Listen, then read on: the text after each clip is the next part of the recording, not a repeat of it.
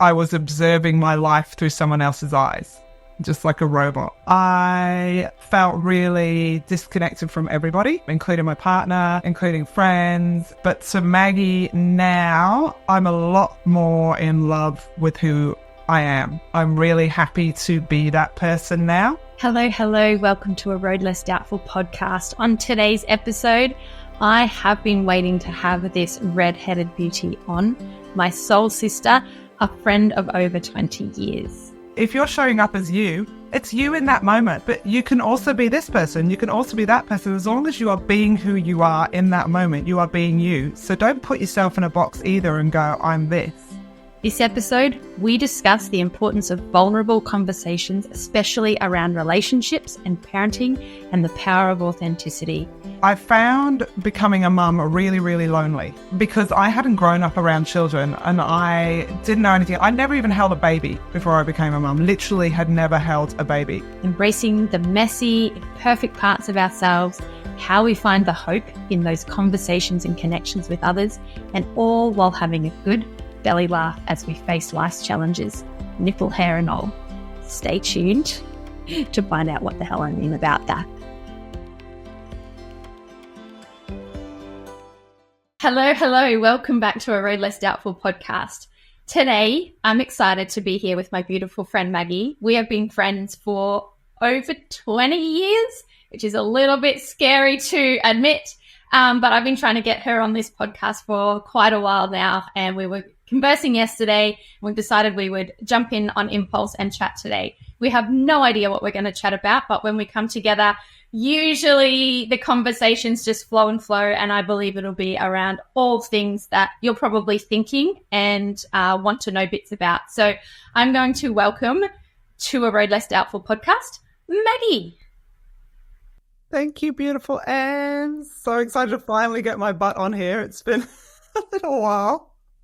We've been talking about this probably since the beginning, since it was like a seed in your head.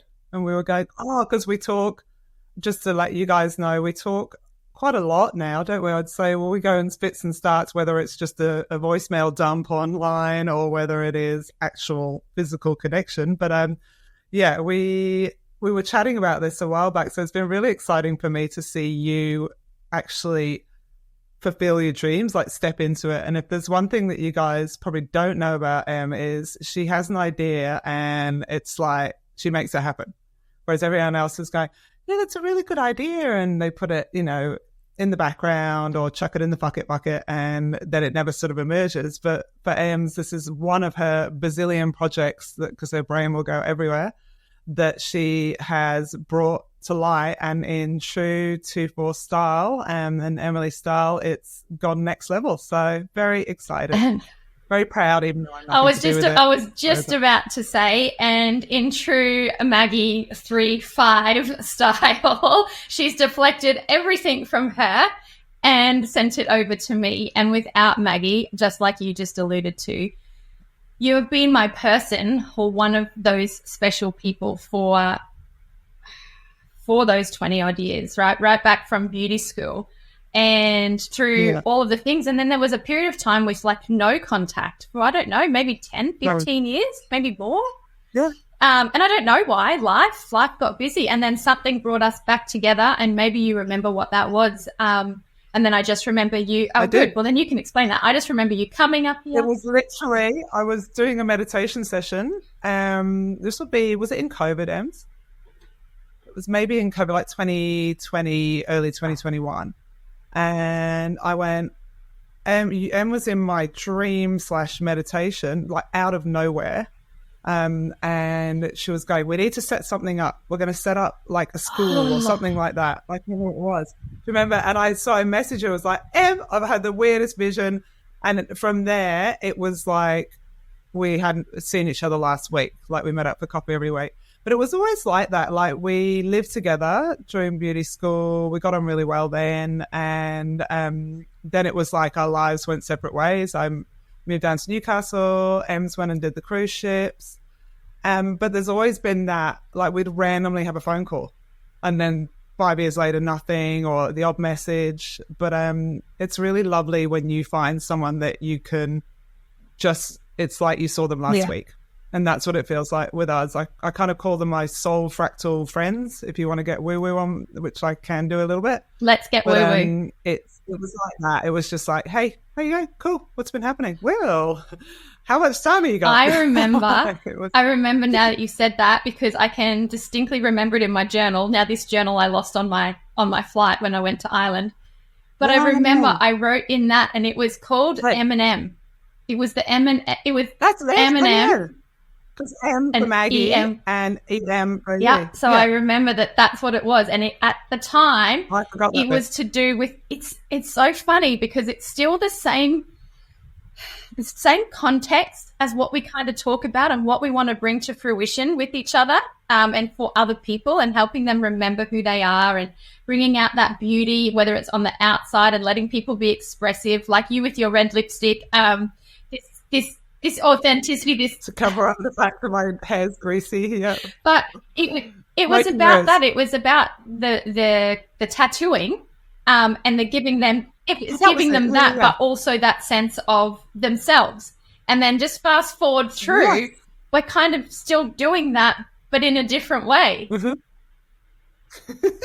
Because going down that path, like, Ems has obviously spoken a little bit, if you've been following her from the start, about her involvement with human design. And it was Emily that told me about human design, because that's another whole story. But we were up, so I came to visit. Ems is going to teach me how to tattoo, because I went classic 3. I was like, right, new project. I'm going to be a cosmetic tattooist this week. And so I'm going to come and see you, you're going to show me how to do it, blah, blah, blah. So I came up, but what ironically actually came out of that was probably nothing to do with tattooing, was it? So you did my eyebrows beautifully. That was really amazing.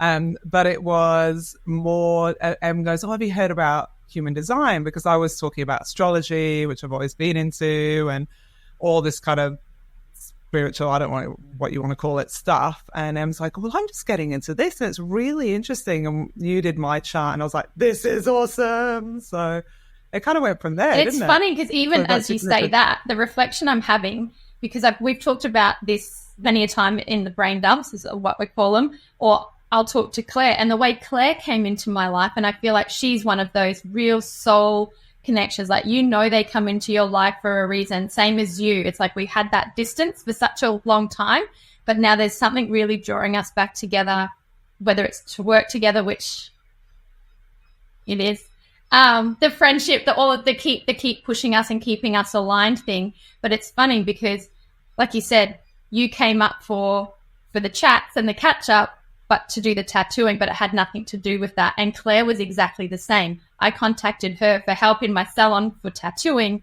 That is not at all why she's in my life. And I think that that's a really cool thing about how life works. Isn't that weird? Like, how random is that it's to do with that, and then it's nothing to do with that. But the same with Claire, those core values and those connections.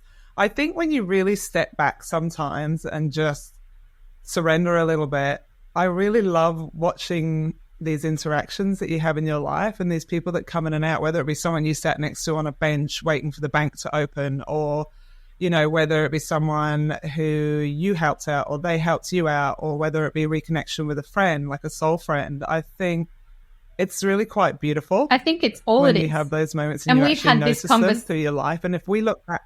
Sorry, go Max. Yeah, no, go. I think that's all it is. Right? That's all that life is supposed to be, is that connection and those meetings and those little bits. And I know you and I have both talked about it.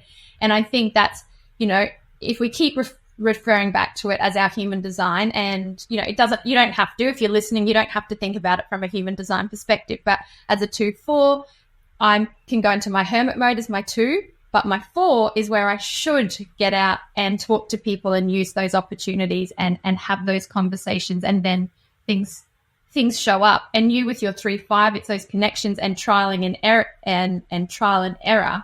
But those connections we talk about, because we're both generators, it's always push and do and do and do. When we surrender and we see that just those small moments of us having those conversations, just when you allow me to brain dump into the phone and say 1 or 2 key things, that is you helping me get to here. And we just...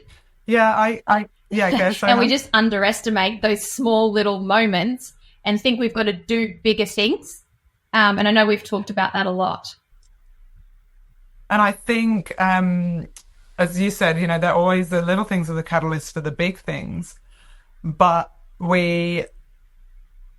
sorry, stop No, that. I was going to say exactly the same thing, but I completely forgot what I was going to say. Even like you, like even at the beginning, you deflected. So you deflected that, I've done this and I've followed this and whereas for you, I look at you all of the time and you'll say that I haven't done this or I haven't achieved this or I haven't whatever. And I can see the things in you where those connections, those moments where you have had such a big impact on so many people that sometimes you don't see yourself.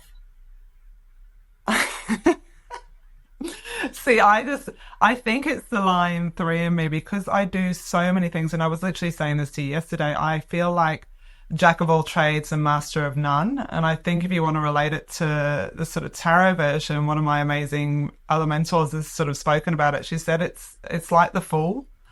So you, not in a bad way, but it's how we learn. So we bring that humor into things. I have done so much stuff, but I feel like if you were to say to me, and even when we spoke about this yesterday, we were like, jump on, and I went, what am I going to talk about? I feel like I've got nothing specific that I could really be an authority on.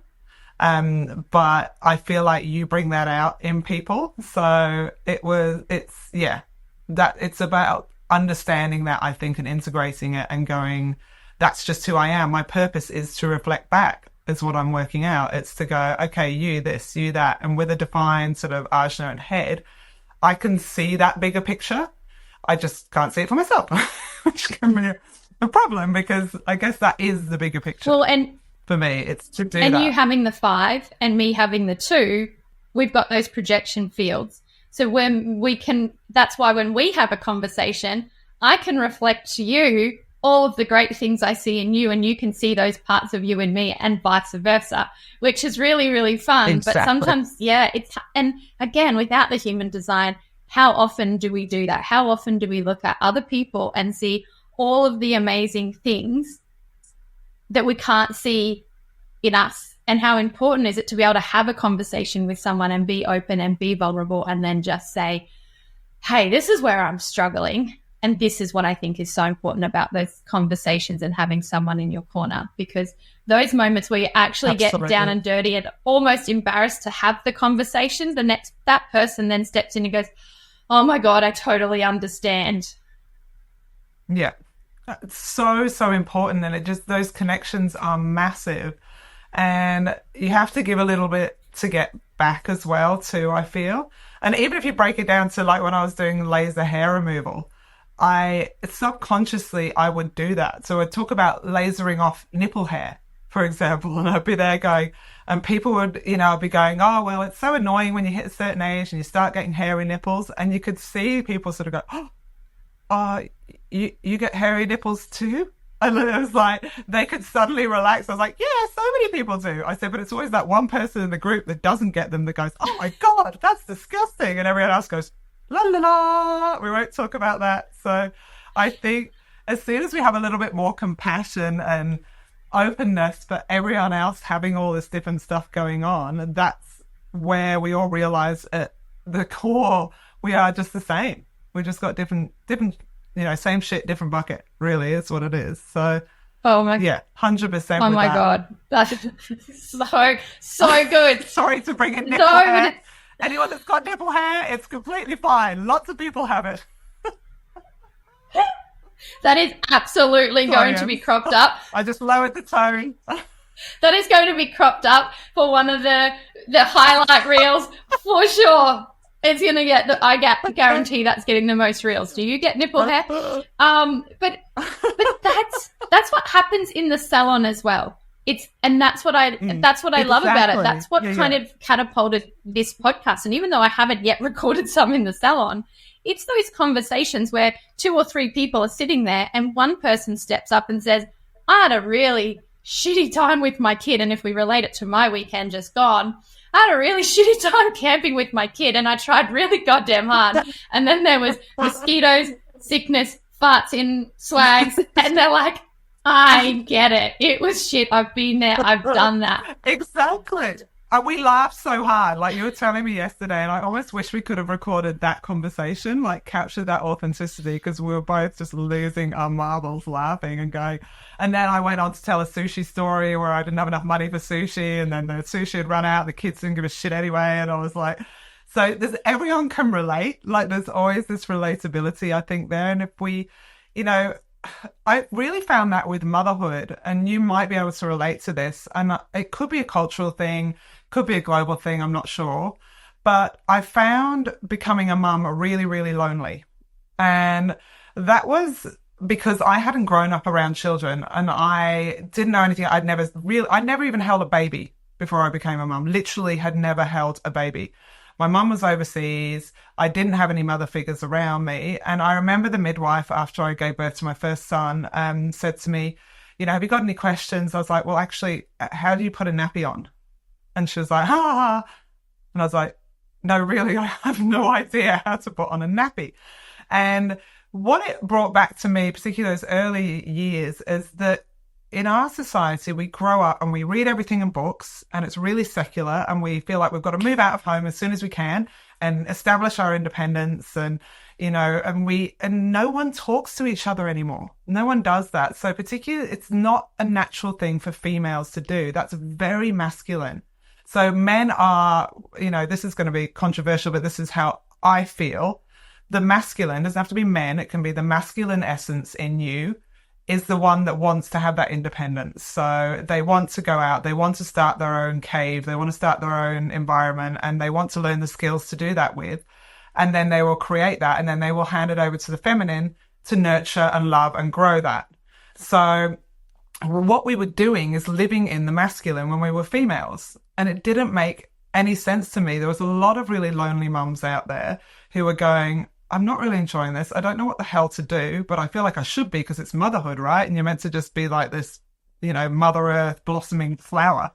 And it wasn't. It was more like someone hadn't watered a daisy for a long time and stomped on it a few times. Like it was just not a beautiful moment for me. And there's got to be other mums out there.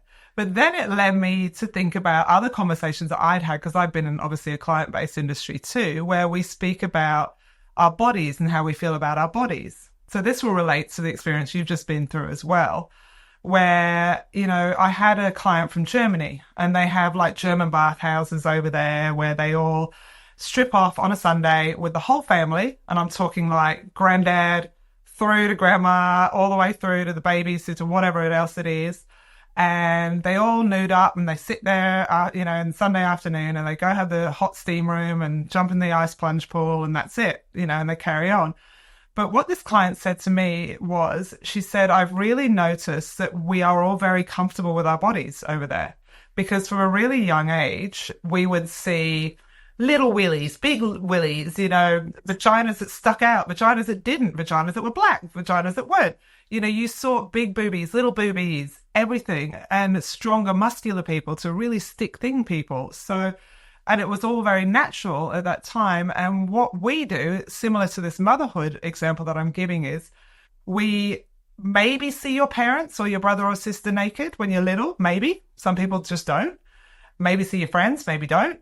And then you literally don't see anything else to your first boyfriend or girlfriend. So all you see is either magazines, in our day, that's showing my age, Instagram is probably a little bit more relevant these days, you know, all these Snapchats, this sort of world where you're taking a photo of yourself to speak to someone and not actually even speaking to them. And it's a really different world, but we think that's normal. So, and it's not normal. Normal is what she described. So she said, I'm a size 14, I've got kind of a pear shape, so I've got little boobs, I've got a bit of a booty, but I'm really comfortable with it. And she says, I come over to Australia and there are these women that have like these airbrush bodies almost, and they're still walking around going, oh my God, I hate myself. And she was just saying how sad it was. So it's the same thing for feminine, but if, you know, for the being a mum, but talking of that masculine and feminine, the pendulum has done that for a long time. I don't know about you, Ems, but I feel like it's a backlash of, the patriarchal values. And as I was saying to you the other day, I feel like it's the lazy masculine. So I'm waffling now, aren't I? You can stop me at any time, by the way. But when Never. the masculine and the feminine, and as I said, I will reiterate again, it doesn't have to be male and female. It can just be a masculine and feminine role. Was originally the masculine was that strength, physical strength I'm talking here. It was the protector, but it was their role to make sure the feminine was okay, spiritually, emotionally, and physically, so they could protect and nurture their tribe, whatever you want to call it, their sort of family, their unit, whatever that was. Without that support and respect from the masculine, the female, as we know, Ems, because we've both been single parents, can function and we can do it, but it's not how it's meant to be, and we don't do it in our full authenticity and full ability to embrace that. So I feel like then it went to that sort of 1950s where men just sat around in smoking jackets, and when women do this stuff for us, and then we were sat in our swampy female, going, oh, okay, we'll do that for you. A bit like the Barbie movie. We all went, oh, we like this. That's okay. And, we didn't really like it. So everyone got lazy. So it's no wonder they carried on doing it. Well, they're little boys, they're going to carry on doing that if you keep giving it. And we keep going, that's fine. So now what's happening, because I have 4 boys, so I really see this quite vividly, is the pendulum's gone like the other way now. So you have boys going, oh my God, I can't even fight. I have to resolve this by, talking to the other guy about the problem. And this is like a 4-year-old boy, they're not going to have a conversation. They're wired to punch each other in the face till it's sorted, and then they're best mates. So again, controversial, but so we're trying to impose the feminine values onto men or young boys that are developing. So now they're all going around going, oh my God, I can't say a word. I have to get up in the night to breastfeed, even though I haven't got boobs. I've got to, do all these things. So it's the other way around. So it means they can't step into their beautiful, strength and masculine role. So everything's a bit squonky. So I'm hoping one day it will kind of swing back to the middle where both, are respected for their individual purpose and skills and amazing, beautiful essence that they bring to the world, just more in a balance. So it's okay for a female to go, you know what, can you just look after me so I can get up 7 times a night and, make sure there's food, you bring food in, or whatever it is that works for you. But that line of communication is open without the female feeling like she's nagging and being needy, and that communication being open, and the male feeling like he's not really doing anything except, oh, what can I do? I'll just go sit down the pub because she's literally doing everything. So what do I do? I think that's what I'd like to see. I don't know how we got into this conversation. I'm meant to be asking you questions, by the way, so I think you're not getting away with this. When starting my journey of self-discovery, I felt alone and lost. That's why I'm so incredibly dedicated to this podcast and passionate about building you a place of community to help you remember exactly who you were before life got in the way. So with that said, word of mouth is one way we can grow this community. So please share this with your friends and family. And so you don't miss an episode, I'd love for you to tap the subscribe button. Now, let's get back to the episode. I think there's 2 parts to that, and whether I can tie that back or not, and you use my word waffle. So, this is a waffly conversation. That's what we're going to call this podcast. I think you started, where you talk about accepting your body and then relating that to being a mum. I think what I've noticed, especially just recently, is like, and it's not rocket science, it's really not, but maybe just when you reflect on it or you think about it from a different perspective. They call it matrescence. I don't even know if that's how you say it, but like in those early stages when you become a mum, they can label it as PTSD or postpartum depression, and then you get some medication and then you're like, of course it's hard, I've got the baby blues. And because what's happening is your whole body is changing physiologically, psychologically. You've now birthed this baby and you have changed. You have just completely changed. And I was curious the other... Well, your brain doesn't it? They literally do scans of your brain and it is different areas of the brain have grown or exactly. shrunk. And I was really Literally. curious on this the other day. So I started to research, and again, I'll just geek out in random moments. And then, like you said before, I don't feel like I am an authority figure on any of this. This is literally just a fleeting thought that I have, and then I'll put it out there and someone might take their part of it. But I was like, I wonder if this happens again when my children are adolescents. You've got the boys, but I have the girls, and they're coming into those teen years. Yes. And for them, their brains are now, I feel like those scans of their brains are going to be identical to what I was going through when they were just first born. So now they've got that, but I feel like I'm doing the same thing again. So we're both matched up at this time doing that. So before I go kind of further into that, being a parent is fucking hard. And it doesn't look the same for everyone. So I think from that whole, your body doesn't have to look the same. I think if we could start to understand that parenting doesn't need to look the same for everybody, because every child, that's a nice way every child is different. You know, those pressures we put on ourselves, because if the children's different and then society says they have to go into mainstream school or they shouldn't go into mainstream school, just like you have to eat this or you have to do that or you have to think this, but you have to, it doesn't matter what it is, because there's so many thought processes for every single thing you want to think good or bad on. Nothing's good or bad anyway, but there's so many of that, whereas you can come back to yourself and work it out. Generally, you're on the right path. And then if we want to go woo-woo, you came here to learn your lesson for this lifetime. Your kids were contracted to you for learning that, and then it makes everything a little bit calmer.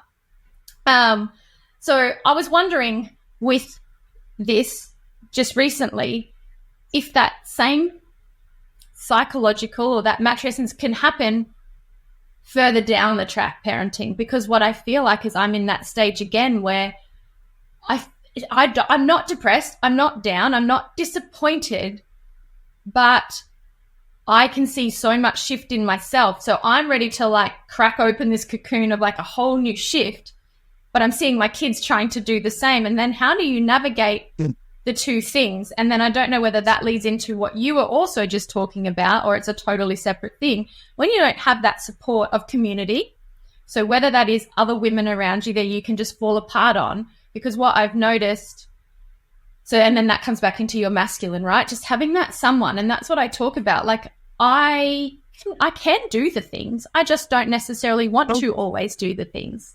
And I just want to be able to fall apart sometimes, or have that sounding board so that I can continue to keep raising the kids or head on a certain path or whatever. Yeah, I literally had a hug with a beautiful friend at the shop yesterday and I felt fine. She said, "How are you?" I'm like, "I'm fine."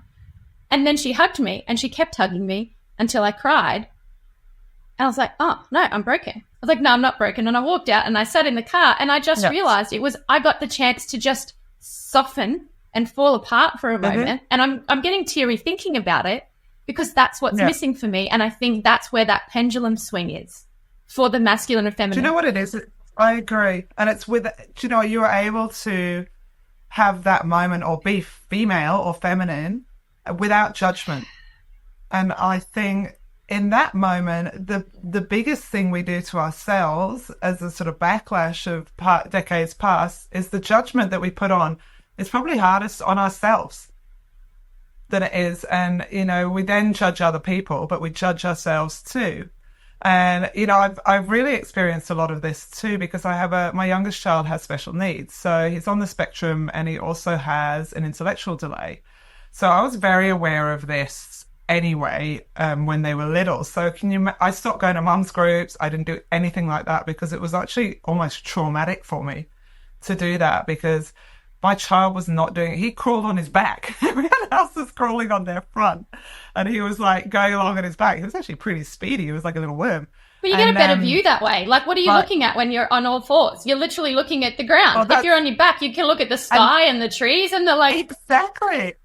And Ems, this is what I've had to do. I've had to go, exactly what you just said. There is different ways of doing things. It's not this book that you read on sleep cycles, or it's not this or that. Yes, you can pick and choose and get information from them and maybe relate some of it to you and go, awesome, there's someone else that feels like that.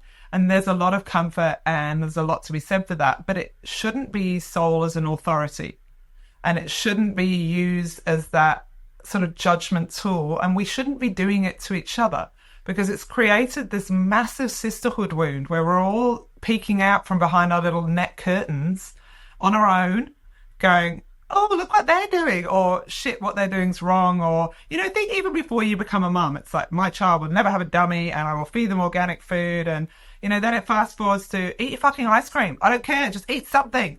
Just eat something. You got to have something in your body. I don't care. And it goes from that, or I will never, scream at my children in public. It will be a calm reasoning.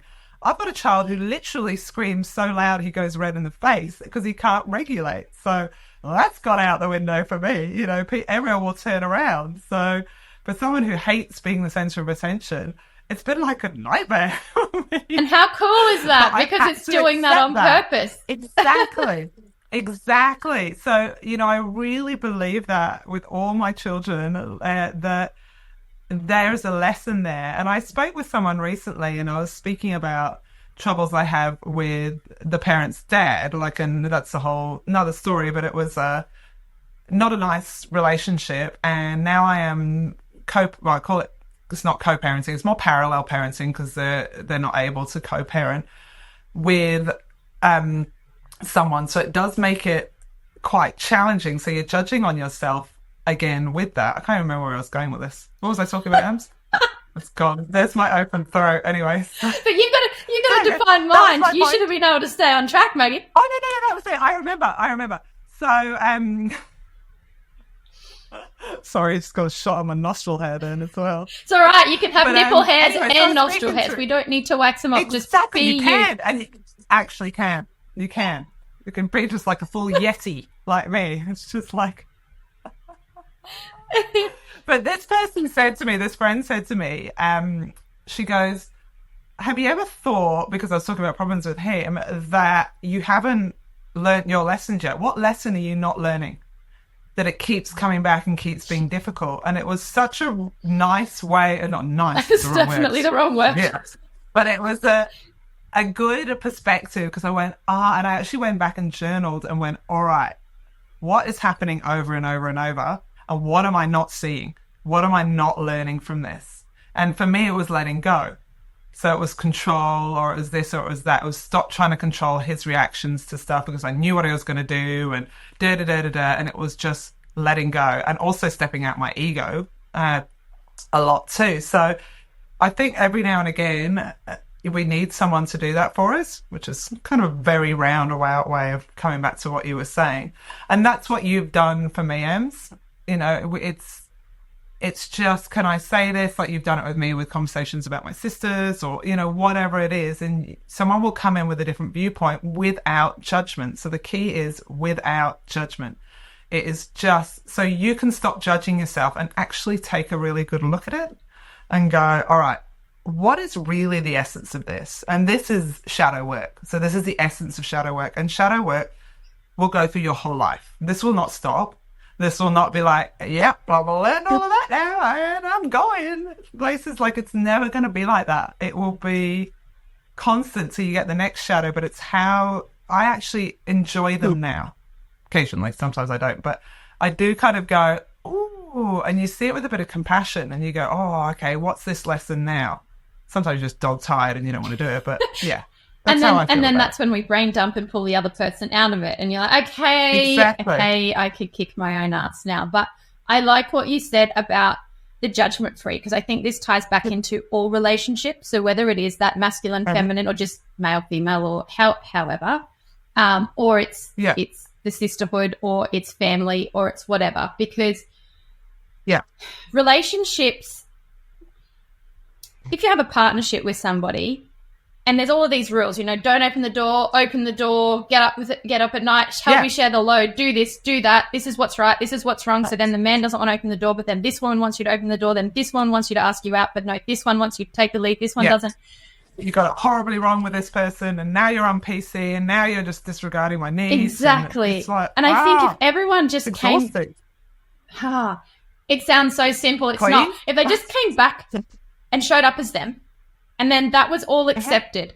Now, I know I've had someone say to me, well, that's a very, very broad thing to say, because if you say you want to show up all as all of you, then that opens me up or you up to just being able to go, well, this is all of you and you don't have to change or work on any of your things. So I'm not saying that. I'm saying I don't think you're saying that. So I'm going to say I show up as me, because then you allow me, judgment free, to say what I need to. Now, if you accept that, and by acceptance I mean you still call me on my shit, you allow me to be seen, heard, and then we can keep growing, like, on this parallel path and have that communication without judgment, then they get to show up and do the same. And then that's where the growth happens. And then you actually know you're on the same page and whether it's going to work or it's not going to work. So you can tap in and tap out if you need to, or tap in and then keep working together. And I think what's happening is show up, and I've been guilty of this before, and I think what you were just talking about, that need of control, the not wanting to be seen piece, I'm not good enough. These lessons come in through those relationships. And that's what I've really noticed is for me in my life, I really need relationships from all sorts of people for me to learn more about me. And that's what I think is really cool about relationship and opening the heart anyway. But they come in for those reasons. And if you don't show up as you, you get bitter, you get resentment, then you project that onto the other person, and then they don't know what to do anyway. So then they can't be them. That's right. It's 100%, and kind of brings back to what we were talking about at the beginning when we were saying you have to give a little bit to get back too.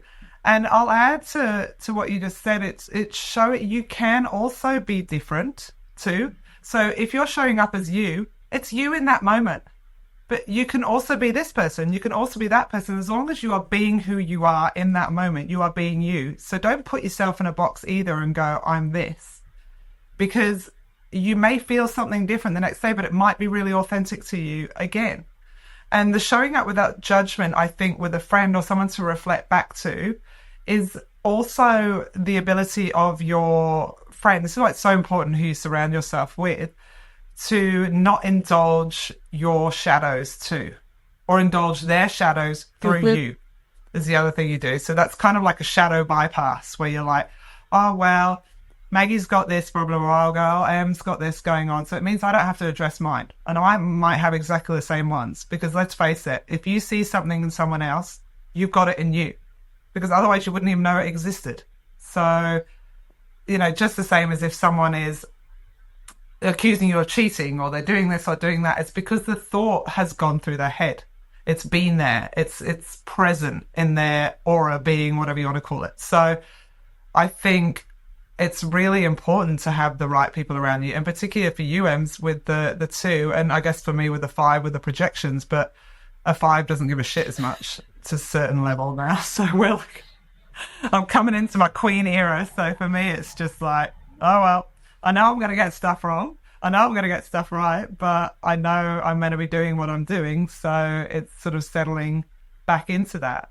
And look, when I chatted with you yesterday, it's also, and I actually spoke to my daughter about this last night. We was talking about you will only meet people where to the extent that you're willing to meet yourself.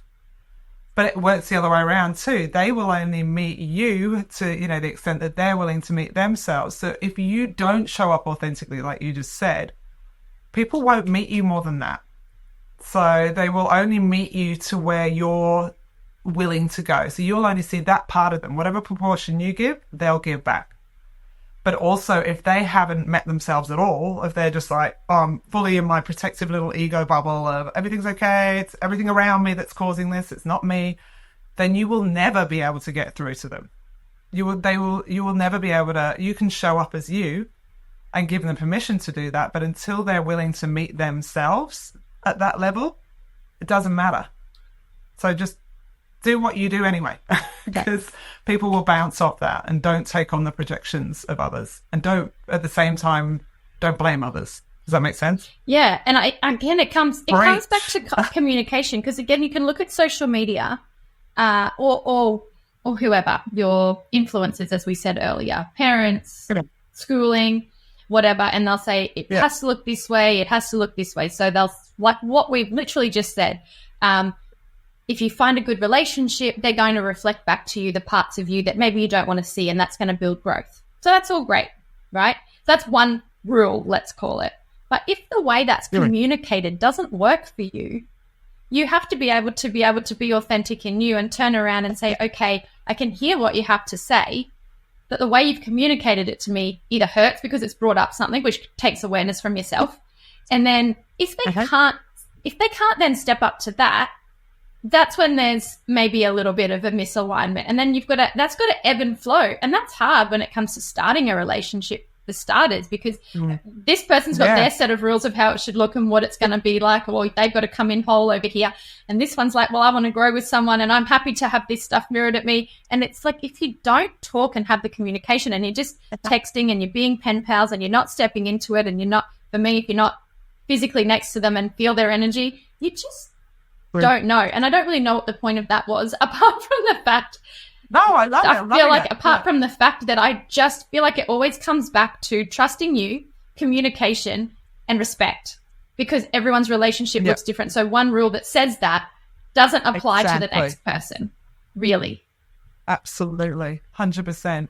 And if you think about it, like to allude to what you were saying and then relate it to teenagers, if you are like, you know, we've spoken a bit about Dr. Shafali, but she talks about how when you're born, you literally as a baby are aware from the moment you're born, she calls it the ego. So not ego as in, oh my God, I'm amazing. It's ego as in, I need to stay alive. So you develop what's called an ego, which means that you please whoever your caregiver is, say it's an auntie, an uncle, parent, older sibling, whatever it is, but you will literally push down parts of yourself to stay alive. Because if they're not pleased, essentially they might not feed you. They might kick you out of the house. They might do, you know, you're inherently aware from such a young age that you have to morph and adapt to be safe. It's literally a safety mechanism for you. So then as we grow up, and this is really reframed how I see teenage years, you then go into your teenage years, and it's the first time since you were teeny, teeny, tiny that you actually start going, oh, I don't like that. That doesn't really sit well with me. But you can't say that as a 2-year-old kid. You can scream and shout and have tantrums, but you can't actually voice that. So what you're doing and what we are seeing when we see our teenagers is we're actually seeing them. So the old school version was, oh, they're so defiant or they're so this or that. What they are is not agreeing to everything that you said to survive anymore. They're actually going, oh, you know what? I don't really like that. And what we should be creating is a safe haven for them to do that. So it doesn't mean we need to change our values. It doesn't mean we need to go, oh, we'll agree with you, the teenager, then just go and, you know, drink all night and sleep with a million men.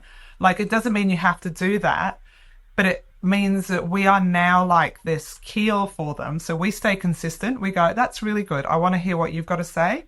Have you thought about this? So reflect back like you would with a friend, like you would with anyone else. But here is what I feel for that.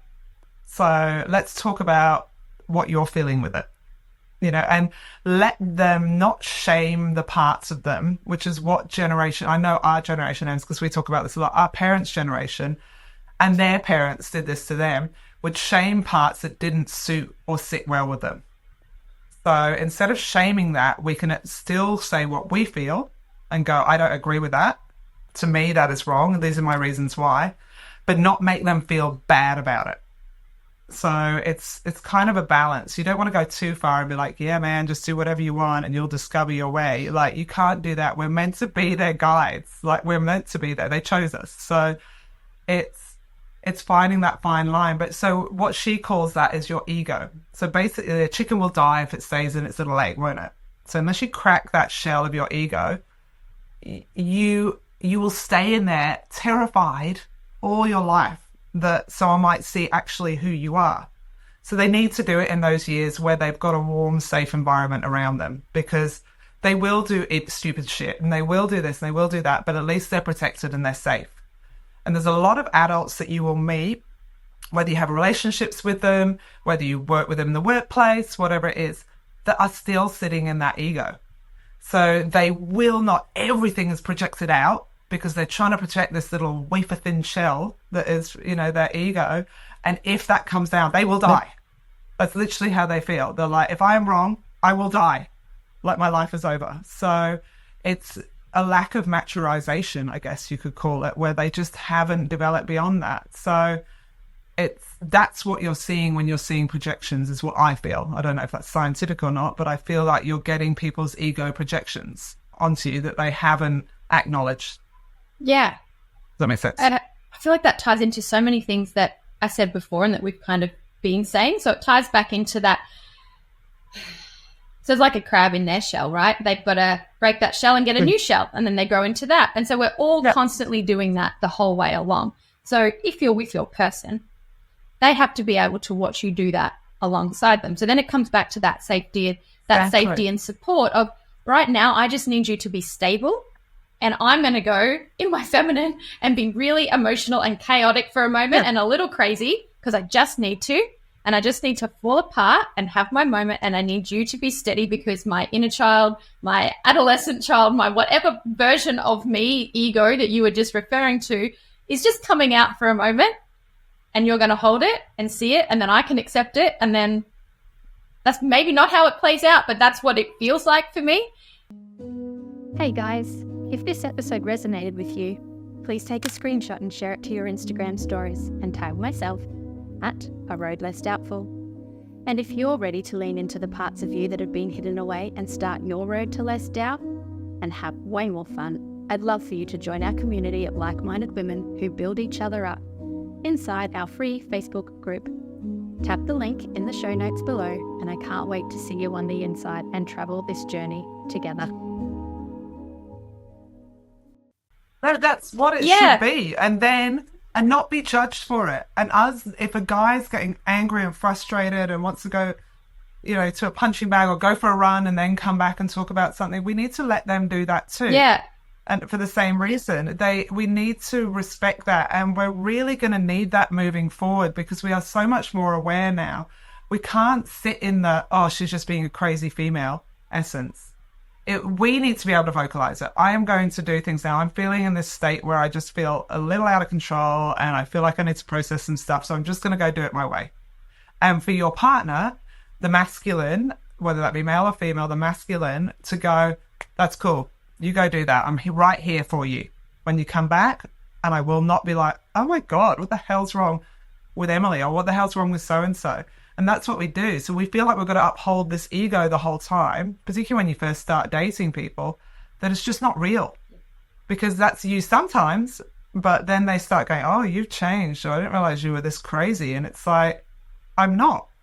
This is me processing stuff. I'm also me doing this. I'm also me doing this. So it needs to work both ways. And I think it's going to be essential for us as a collective moving forwards. If we don't sort that shit out, it's going to be a really messed up world. And I love really confused people. When I listen to people sort of talk about it, or men, I hear them talking about it, like, when I see my wife or my partner getting, emotional like that, I look at her like, she is my daughter, because it's a different reaction, right? If it's their daughter, even for me, it's a lot easier for me to acknowledge my 9-year-old's feelings and go, oh, that's normal, and give her a big hug because they're big feelings. But when I have mine, getting much better at it now, I will judge mine, but I won't judge hers.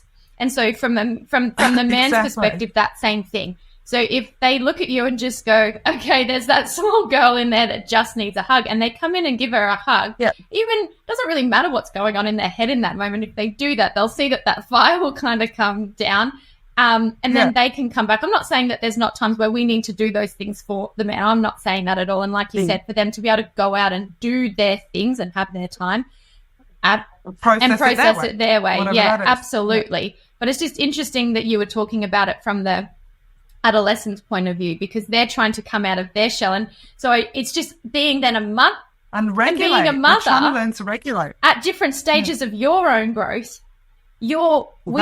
I have been anyway. My conditioning is sort of like you don't get to be you as while you're a mother.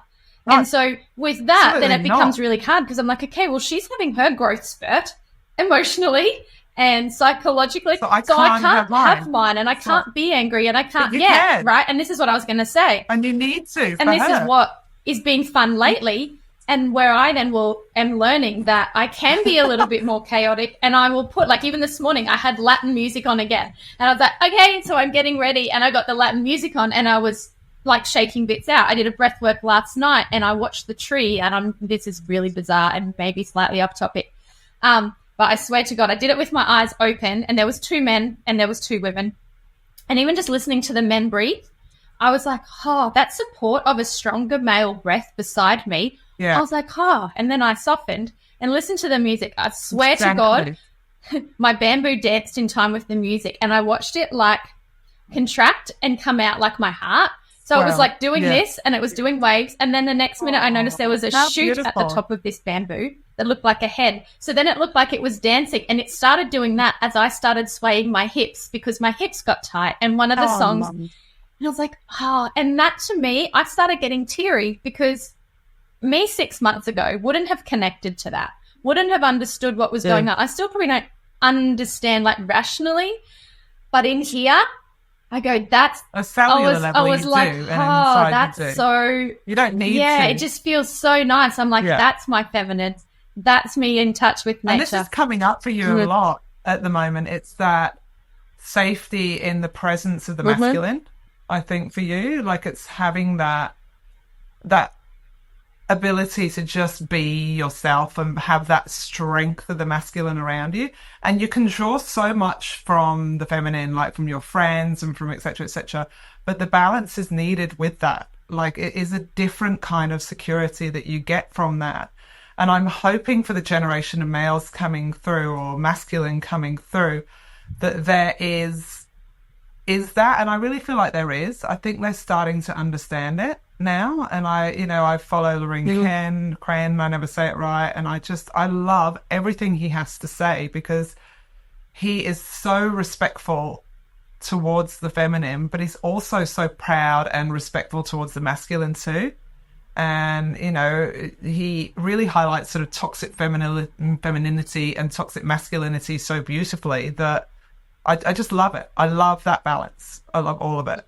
I agree. And create the love. I love listening to him as well. There's quite a few actually, but yeah, they are really, really beautiful. Now, I wanted to really quickly, I'm going to do a quick fire round. Yes, I am, because all right, I'm going to. Yeah, I was about to say you need to give context. You better not cut this. You better not cut this, please. Okay, it's not that dramatic.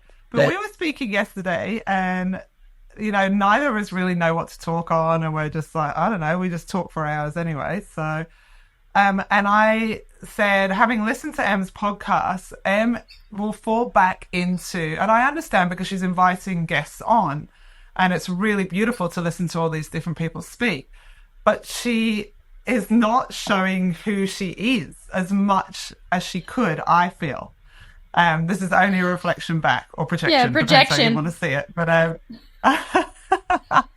so I went. So she goes, "What are we going to do tomorrow?" And I went, "I don't know. I've got this." I said, I'm just going to ask you random questions for you to respond to, because we both work by responding. So we're like, are we just going to sit here and be like, what do you want to talk about? I don't know. What do you want to talk about? Yeah, so Maggie's got defined head and defined ajna. So her thoughts come in a lot more formed. And I have an undefined head, undefined ajna, and we both have undefined throats. So technically when I started this podcast, my coach at the time, so Emma Dunwoody, who, by the way, if you want to go and get some, listen to her, she's incredible. If you relate to sort of me and the way I put things across, you will relate to her. She's a really fast-paced man gen. And she's like, how are you going to do a podcast? You have an open throat and you're supposed to respond. And I said, well, I had thought that what I'm going to do is just show up and have a conversation, because that's how I like it to happen. I don't have questions. And she's like, oh, well, then that's perfect, because if you have questions, you won't be able to articulate it. But when we have two people like this with open throats and that, waffle, we didn't know what to do. So this is where Maggie's coming from, and I'm scared. We did. So just pre-warning you guys, this could probably go until 2025 then, if we've both got underway. They'll be like, what are they talking about? Oh, still recording. 7 months later. So I just thought I'll ask some random questions, and at least it could give a little bit of insight into Ems. And, you'll follow her online, on Instagram, and Road Less Doubtful, etc., etc. but it's really nice, I think, to have a friend ask you things and get you to reflect stuff back. It is nice, and it's really nice. Don't worry, they're not scary questions. All right, I got them here. And actually, in classic style, they're really waffly Here's too. a full notebook I prepared earlier. No, this is what I did in my head on the way back from job with the kids this morning. So in your face. So I've got. I'm warming you up easily. Ready? You ready? Have a drink of your unhydrated water. I've got more bubbles than you, so I'm going to be far better at this than you. Are you ready? Okay, quick fire, and it's just going to be easy to begin with, okay? Favorite color? Blue. Okay. Favorite place to be? Oh, like if I could just be anywhere in the world? Yeah, or just a space. Oh, on the beach. Cool.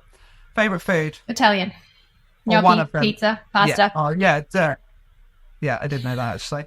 Describe yourself in 5 words. Whatever pops into your head, just go. Excitement, wonder, emotional, joyful, overthinker. Is that 5? Ooh, I like that. Okay, cool. No, I'm overthinking Someone you if admire. I said the wrong amount. Someone. No, I was actually trying to count on my fingers without people seeing. What was your next question?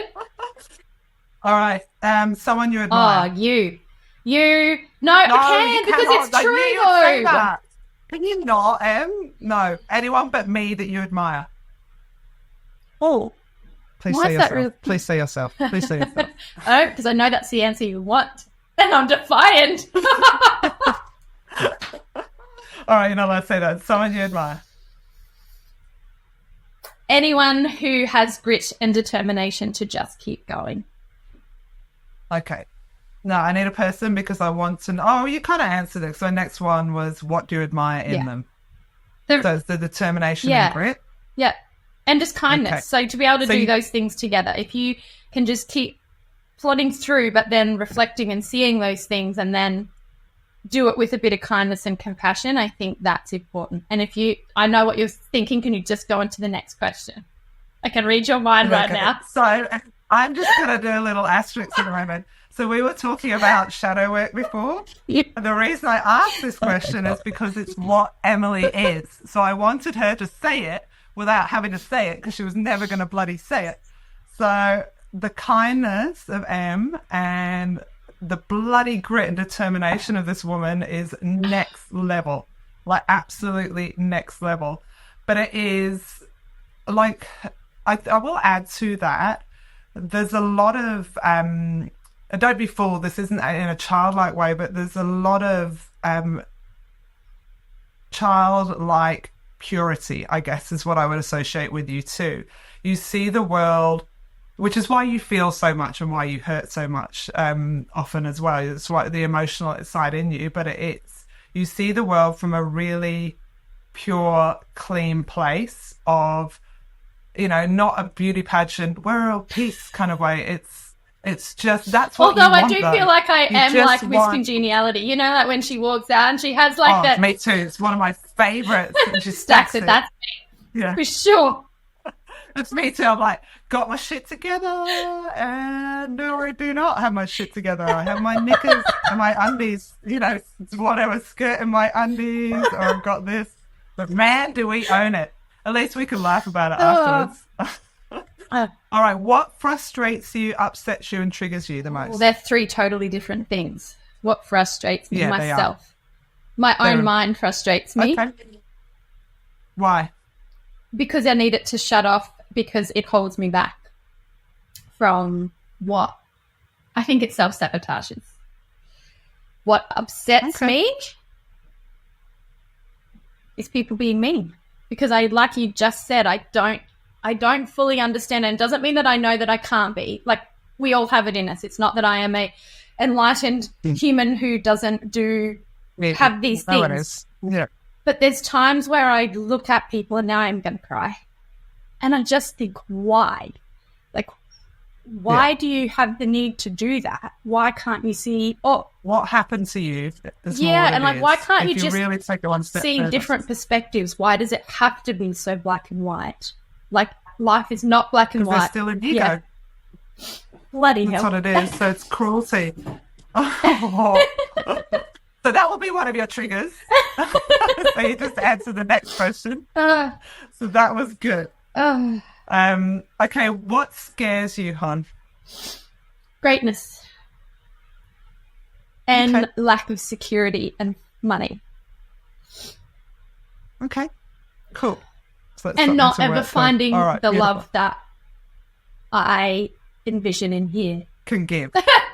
Yeah. Do you know why? Because you have so much to give. It's not finding someone that can be at that capacity. And, you know, like you and I have spoken about. Like, what? That bit, I'm cutting it. No, you're not. Oh, my God. I will kill you if you cut this. I will pop back on. I will write in the comments when you play it. Well, that's not how it was. All right, let's stop you feeling like this. I'm sorry. What gives you hope? Let's keep it nice. These conversations with people like you, Aww. Claire, and my clients, the people I've connected with through breathwork. I'm actually 3 years ago, I would say, it had nothing to do with my separation, and I don't know where I just pulled that timeline from, but somewhere in there, I remember just saying, this world is going to flip. It has to. I don't like where it's going. It's got to flip. And I didn't really know what that meant. I just didn't like where it was going.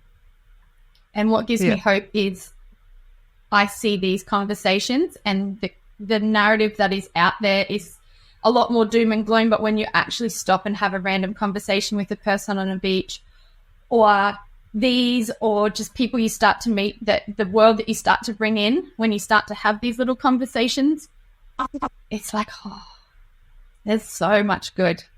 So it gives me hope. So much good. I couldn't agree with you more. And look, I've done everything, as you know, Ems, but I've done door-to-door work through to I'm currently a flight attendant. Now, exactly like Ems, the one thing I really noticed, people went, oh, isn't that really hard? Do you have to deal with people that do this? Like, I used to own a bridal studio. It was the same. Don't you get bridezillas? And I went, you know what floors me every time is not the bad. You don't notice that. You kind of expect that. It's the amazing people that you meet, like the beautiful people that you meet. So I love that that's what gives you hope. I think that's beautiful, Ems. I think that's amazing. What pattern have you repeated recently or in the last few years that you have recognized in yourself? Oh, so many. There's something I'll say which is you'll probably cut, but two major ones that I need to three. How do I sum these up? That I need to have it all together to show up in some way for whatever that is. My money pattern. So if I don't have the money or the business or the whatever, so very masculine, then yeah, right, and you're masculine. Then I'm not lovable. That's your then safety. I'm not lovable or worthy for whatever context that means. So that would be a big one. And then the other major one that has really, really, I actually think it's shifted. I would actually say it has now shifted and gone. And I'm really grateful for the person who reflected this for me. And that is that I always shut down my heart and my intuition and saw it as too fluffy and too not smart. I saw it as not smart. And now I flipped that. And that's a power. You've also been told you're too emotional from a really young age too, or you didn't get what you needed to survive from a young age if you were too emotional. You had to push that down. You had to go straight into your masculine. Yeah. So you recognize masculine in other people and you feel drawn to it when people operate in that, because you go, oh, that's something I'm familiar with. But it's recognizing the feminine in you, and you can still have this innate, incredible strength when you have both, when you have that. So, and following your intuition is a inherently feminine trait. So I think that people that are uncomfortable with the feminine when they're emotional, or they go, I don't know why this is, I just feel like it is, or I'm following my gut, who will poo-poo that, are very much in their wound in masculine, because they are not willing to embrace and respect and sort of integrate that balance into their life. They're not secure enough in that. You know, they're still in their ego with it. And I think I think that's beautiful. And I think the more you lean into your feminine ends and intuition, the more powerful you become, ironically, which is not what you've been brought up to feel, or not what you have recognized in your past to feel. You felt stronger and safer in your masculine. You're actually more powerful when you're embracing that feminine side of you. So, power to you. Well, I'm learning to embrace the ugly dancing, the fun dancing. Yay! Yeah, the messiness and being the loudness that I am. But that's a little bit more work. So, that brings me on to good stuff with you. What makes you laugh? A lot of things. Inside jokes, dry sarcasm, think Ricky Gervais, kind of probably inappropriate humour, which I probably shy away from. And again, that's this whole political correctness. That's what I mean. It's this political correctness thing. Like I don't want to hurt anybody, but to me, it's like I can see all sides, but I can still laugh at it. I can still laugh at it. So, people, my kids hurting themselves, my kid farting in the tent and me swallowing her 6 sticky farts, like stuff. It's just illogically funny. Oh, I love it. Do you know what one of mine is? People falling over. So good. I could watch it for hours. We used to have this place, right, because I grew up in the UK, and we would sit on the window at school, and there was always this bit that used to freeze, like a puddle, and we would watch people. I'm still laughing when I think about it. You know how the legs were like, and then they'd either like make it or they wouldn't make it. Like, what a bitch. I used to sit and I would just lose my shit laughing. And then I'd run out and be like, are you okay? But it would be like, it's still really funny. Anything that has a caption that's like, I'm going to hell for laughing for this, that's my humour. Yeah. I like that. I'm going to coin that one. Now, this is my final question. What made you happy as a child? So I don't remember much of my childhood when I really, really think about it. The only time I remember being happy is when I was traveling. And I remember like holding pigeons. I remember eating prosciutto and bread outside the Colosseum. I remember stomping grapes. I remember conversations with my bisnono. Teary again. But that's the last question. That's what I remember. Oh, and water skiing. Fucking water skiing. I watched a video of that yesterday again. I was like, oh, I need to go, but my chest is still too sore, but I need to go and do that. So yeah. You'll be more aerodynamic soon as well. Yeah, but I won't bounce off the water the same. Well, you won't get black eyes when you do, though. There are so many pluses here. It's not even funny. Well, they're all my questions. No, I feel like that's not fair, and I feel like you need to have some. See, this is the thing where I don't think it's not fair. It's always enough. We've spoken so much. This is the thing that annoys me about our relationship. So I say this to Maggie all of the time. I will brain dump at her, and I'll be like, "So Maggie, how was your trip? How have you been?" And then I'll say something about me, and Maggie responds to my questions and never talks about herself. She deflects everything, and I actually do talk about myself a lot, but I'm deflecting you now, but and case in point, and we can close out this podcast. I feel it makes me happy to do that. That's why I do it, if that explains it to you. And it's not the same reason I like speaking to the old person on the airplane who's sat on their own at the back, who can't speak English very well and everyone else is ignoring, or the same, actually, I'm not putting you in that category. No, but I think that's why it's almost like I'm going to say I need. That's why I noticed that I need you to do that back, because I'm like, well, you're helping me and I want the reciprocal energy, so I want to be able to give it back, and you're not allowing me to give you that, which is the power of vulnerability. Yeah, it's not a dump on me.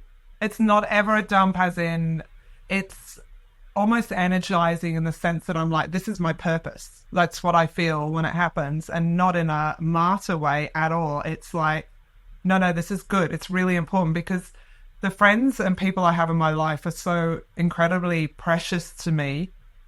you, like, I'll use you as an example, Ems. You have such an important role in this world. I feel like it's my role to help you reflect that to you, and then you can go off and do what you're meant to do. That's what I'm meant to do. Like, that's how it's meant to be. Except that I've wrote 3 or 4 ideas for us in business down on this piece of paper. From what you've said, really? Because we've discussed books, we've discussed things, and I'm like looking at one, I'm like, that's how that comes together. So I know you always like to sit back in the wings, but it's still there, it's still niggling, and I'm going to trust this. All right, well, as long as my wings are a little bit further back. Your wings can come and hug me mind. If you really need them to. Yes. But then we're still going together. That makes me happy. Well, that's what my wings I want to are. know 2 things, 2 questions, and they're not as good as your questions. But no, they're not big, and they're not a yes or and they're shut up. They're not a yes or no, so you might struggle as the generator because I'm not giving you yes or no's. Definitely will struggle. But the Maggie can you explain to me? Tell me who the Maggie was that I met at beauty school. How would you describe that Maggie? Hello, hello. It's Emily here. You guys may have heard me talk about human design and will continue to do so throughout my podcast because it's helped me to expand my life using it as a tool along my journey. If you would like to take your first step on a road to less doubt, then download your own free personalized human design chart by clicking on the link in the show notes. Then, as you follow along on socials or the podcast, you'll be able to integrate this and gain more clarity of who you are and remember who you came here to be. Lastly, I'd love for you to join our community of like-minded women inside our free Facebook group. All links are in the show notes. All right, back to the episode. Okay. So we're talking 20 years ago, like 2024, wasn't it? Going into 2025, because I was 24 when I moved over from the UK. She was a bit like you in the sense that I am most confident and most myself when I'm not around people that know me, which says a lot for conditioning. So I felt hopeful, I guess would be a word. Like I was starting a new chapter. You know, I'd just done a degree. I'd been working in the US. I just decided to buy a one-way ticket to Australia to come and do beauty therapy because I went, I'm going to set up some spas now. Classic 3. So if I want to do that, I need to understand the industry first. So I'll go and qualify in it, and then I can employ people, and then I can train them, and blah, blah, blah, blah, blah. So the Maggie that you saw was quite closed off, though. I always have big walls up, I think. But felt like my life was just starting again. Like it was exciting. And that got squashed out of me following moving to Newcastle. So it was, I don't know any other words. Like, what would you say when you saw me? Well, I just think that's really interesting because I might come back to that. But I believe you're probably starting the next Maggie right now anyway, or in the last year. Yeah. So how would you describe this Maggie? I was very serious, back then, just going back to that. Like, I took things really seriously. Yeah, because you would eat your 6 almonds, and then you would take your Discman, and then you would go for your run. I was only thinking about that the other day. I would literally run so it didn't skip. So I must have looked like one of those like Olympic walkers. Yeah. Because I was like, I ran with a Discman like this big, and it would jump. It didn't have anti-skip. It would just skip. So like full remix of Kelly Clarkson, I think. And I just remember watching you in such awe of your, and maybe this comes back to your head, I don't know, but that determination, the determination of like every day I'm going and I am going to go and do my run and eat my almonds. And then there's Emily over here going, I don't know what I'm going to eat today. Yeah, you could, because you were like this thick insect with the best legs I've ever seen. And you were just like, yeah, I'll have my KFC for lunch. And I'm like, oh, God damn you. And there she deflects again. All right, so who's Maggie? Who's Maggie now? And who's she stepping into? And if you play this down, I am going to come and slap you. See, what's ironic is if you'd asked me this sort of a bit, I'm sure it's similar to you, sort of 12, maybe 12 months ago, the last 2 years have been really pivotal for me and for a lot of people I know. I would have said quite jaded, low, just sad energetically, just flat, no purpose, purposelessness. I don't even know how you say that. How would you say that? Purposeless. Yep. Purposeless. Say that after a few margaritas.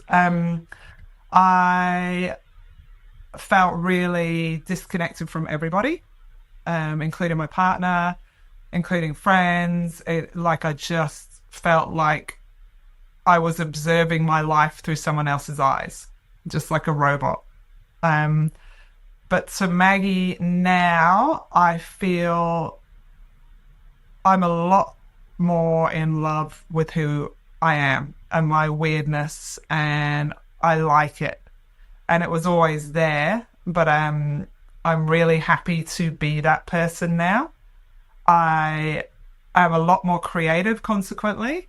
I'm a lot less hard on myself than I used to be, like a lot less. I am less defensive. I am more honest, a lot more honest. And I was never like lying as in I can't lie for shit, but I can lie to myself. So does that make sense? Absolutely. So I'm a terrible liar. I always people go, did that actually happen? And I'll go, no, definitely didn't. I just completely lied. And I'm like, I'm a Sagittarius. I think that's part of it too. So yeah, that was something I'm excited actually. And I feel really grounded in myself now, which I've never felt before. I felt that probably in my youth when I was doing things like you just said. That's why I asked you the question. When you're doing things that light you up, as a generator particularly, that's when you feel most authentic and most grounded. And I feel like that's where I'm at now.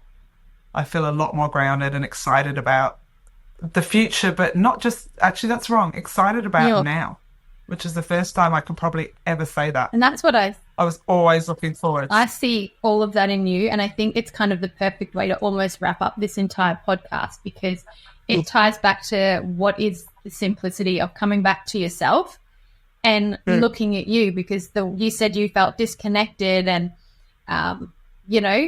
jaded. I think you used that word. Maybe I just threw that word in there.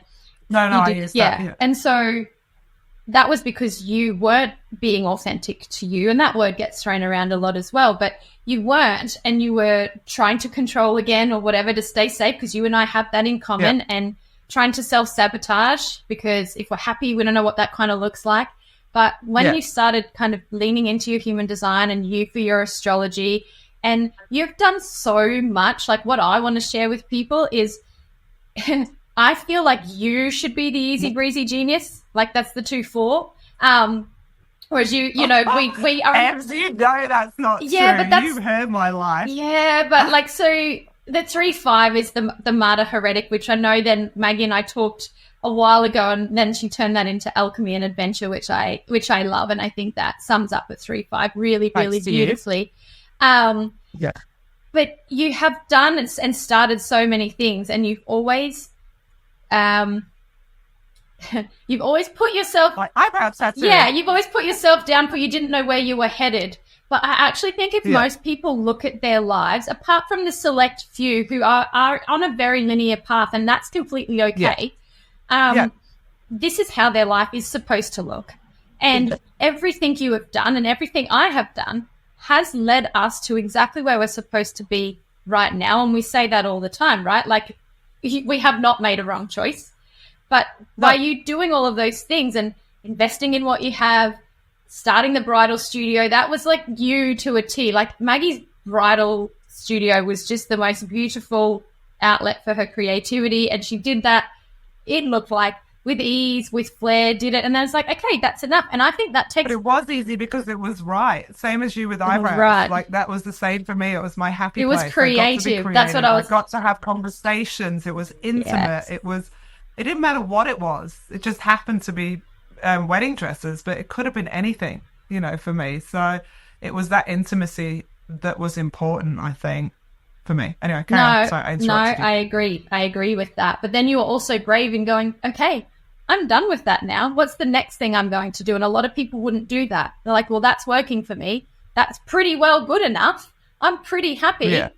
It's successful. I'm going to stay there. But you're like, nope, what's next? That doesn't feel quite good. Yeah. So then you stepped into the next thing and you looked at all different ideas, which I feel like if I share them, then you still can't do them. But your perfumes and all of your different things, which I still think are going to come back around. And then one day this conversation, like I can finally, so Maggie's super tall. And she wasn't able to be a flight attendant because of her height. But then they changed the regulations. And so then a phone call, I'm going to go be a flight attendant. This is how I'm going to travel. And so she just went and did it. And then now she's traveling all over the world being a flight attendant. And I don't know how long she'll do that for. And it doesn't matter because you're making people happy by having conversations with them again. I was just meant to do it. That's right. Talking of intuition, like it was literally that. And I was going, people are like, you're doing what? Why? And I'm like, I don't know. Yeah. But I don't know if I'm going to meet someone doing it. I don't know what it is, but I need to be doing this right now. Yeah. And I do. So it serves, intuition's everything. Yeah. Like it serves a purpose. Same with you, with your recent surgery, all of it. Like you don't really know why till afterwards. Yeah. And it may be years afterwards. It might be 5 minutes afterwards. You don't know, but I am now in a place where I can follow that. And the calm and the strength that brings is indescribable. Yeah. I agree. It's amazing. And I think this, I think if you need the science to back it up, you can go and do all of that research. Of course. Of course. Something that I was watching, I did allude to. You don't. No, you don't. You don't. But if you do. This time. I'm watching a movie on Gaia, which is just really, really beautiful. I've heard about that one. I've got to watch it. I can't remember the exact name of it. If I remember, I'll put it in the show notes. But one of the best things about that is just coming back to the simplicity of like the heart. They've done so many studies where the heart knows. So they showed people all of these images and it could have been really scary images or really calming. So think like gory car crash or a soft bunny, right? And so they would flick them up and then 10 seconds later, like they'd just let the heart settle and then 10 seconds later they'd do it again. And they'd do this series of pictures. They'd monitor what the brain did. But then what they realized was the brain was perceiving the image that was going to come next before the image came. And it knew what it was going to be. And it wasn't the brain. It was actually, I should have said heart. They were monitoring the heart. The heart understood before the event had happened. And that is what your intuition is. It's that heart that leads to whatever the gut response. Now, in human design, it is a gut, but it could be a solar plexus, it could be an emotional, it's whatever intuition is for you. Yeah. And then your brain kicks in and then you have a physical response. But it just happens really, really quickly. And I just loved that because it gave me that sense of, I knew that. Like I'd cross miles and be like, yeah, I knew that my heart knew. I know it feels like knowing, like, I've got all of those knowing heart channels in my human design, which before that, it was just a knowing. Now I have a physical thing to back it up, and now I have a science to back it up. But before that, I just had a knowing. Exactly. It was just there. But it was there anyway. It was just and this is there. The point. That's the point. Like we speak about this all the time. We were back in the caveman days. We didn't have Instagram, and we didn't have science, and we didn't have newspapers, and we didn't have human design, and we didn't have any of that. We literally, all our senses were balanced. So we're coming back to balance and equilibrium again. So we already knew before something was going to happen. We just did. That's how we were wired. That's how we stayed alive. So we listened to that. We'd be like, nah. You get people going, we'll walk down this path. I watched my dog do it the other day. He was like, she went to go walk down a path and she stopped and she would not go down that. She wouldn't do it. Found out after I went down to have a look, there was a snake down there. So she didn't kick up a fuss or anything, but she was not going down there. Because I was like, you're being ridiculous. I went to walk down and I saw why. Do you know what I mean? And I was like, that's what, and why are we dumbing that down? Why are we saying intuition's bullshit when we are born to be like that? Like, that's all it is. It's really simple. We were actually a lot more telepathic. We didn't speak. We didn't. We made grunty noises. So you would know what someone else was saying, by reading their body language, by going, using those different senses. So, and that's what you're talking about then. So intuition is everything, not nothing. That is science as far as I'm concerned. Yep. And if you want to jump into your head and back it up with all this science and other people's opinions and you can. But at the end of the day, it's here. Like, it really is here if you listen to it. We just haven't practiced it for so long. So it's, you know, and then throw the whole of society onto that. We are so disconnected, but that's a whole new podcast. Yeah, well, we're at a minute. We're at an hour 12. So, yeah, it probably is our next podcast. People are probably tuned out about an hour ago. Anyway. Well, Maggie, I just thank you for hopping on and having this chat. And I just like talking to you anyway. So thanks for getting me uncomfortable on my own podcast. I appreciate you very much. You're very welcome. Anytime. I will reflect shit back to you anytime. All right, guys. Other people can see who you are. So. I will put all of Maggie's, where you can find her and everything, in the show notes. So her Instagram and all of the places that Maggie wants to be found. And until next time, see you later, guys.